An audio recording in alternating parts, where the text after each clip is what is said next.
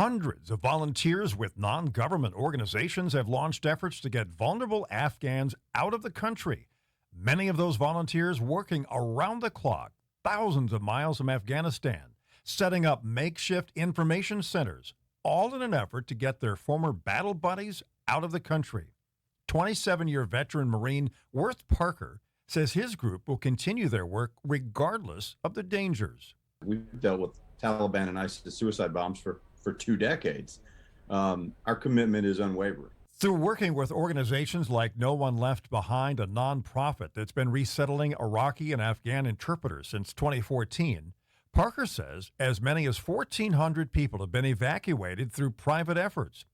Afghan interpreters were often the first ones Taliban fighters targeted in firefights, knowing they were relaying information about Taliban whereabouts to U.S. forces. These people are our friends. Imagine the emotional toll of the people who fought alongside of us for 6 or 8 or 10 continuous years.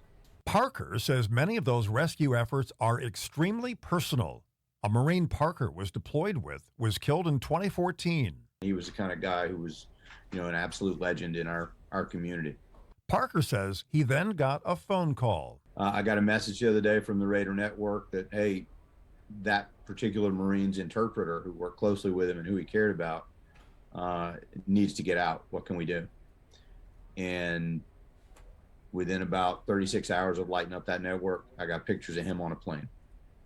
And so he's coming to the U.S., which is perhaps even more important because his wife is a U.S. citizen. Parker also says it can be hard for Americans to imagine the struggles these people are facing, but he asks people to try.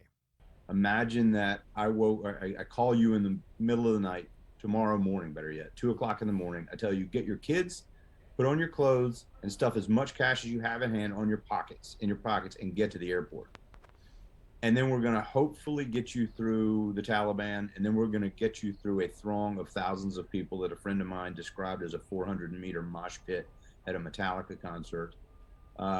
If you and your family and your toddlers get through that, we'll get you to a gate. You get through that gate, we'll get you to another gate. If you get through that gate, you'll sit maybe for a day or two and get manifested on an aircraft, go to a country you don't know, and then hopefully end up in the U.S. with nothing.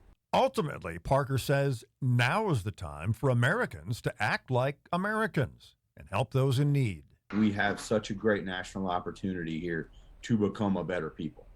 Rick Elmhorst, Spectrum News.